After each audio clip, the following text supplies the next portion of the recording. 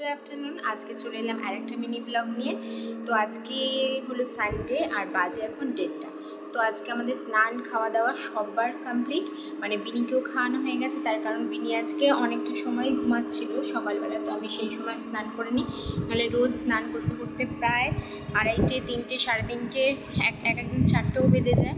তো ওকে স্নান টান করিয়ে খাইয়ে রেডি করে তারপর আমি স্নান খাওয়া দাওয়া করি।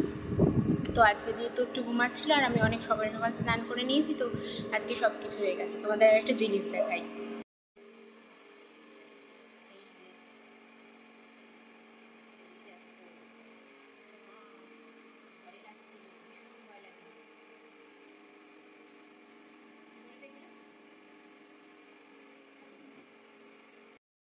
তো এই শিঙি মাছগুলোকে এনে হচ্ছে জলে রাখা হয়েছে। তার কারণ হচ্ছে এর আগে বাপি মানে বিনিকে জবে থেকে মাছ খাওয়াচ্ছি, শিঙি না হয় মাগুর মাছ যে কোনো একটা খাওয়ানো হয়। তো শিঙি মাছ আনলে কি হয়, মানে ম্যাক্সিমাম ওকে শিঙি মাছই দিই।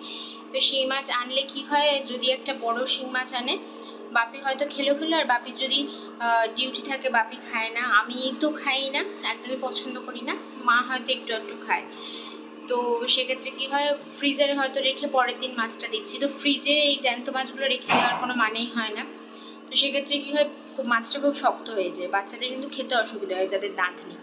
তো সেজন্য কি হয়েছে, ওই জ্যান্ত মাছ ছোট সাইজের একটু আনা হয়েছে, যাতে একদিনে একটা গোটা মাছও খেয়ে নিতে পারে। এনে ওগুলোকে জলে রেখে দেওয়া হয়েছে। তো রোজকার এভাবে যদি আমি 3-4 দিন দিতে থাকি, তো একবারে ওই 3-4টে মাছ কিনে নিলেই কিন্তু রোজের হয়ে যায়।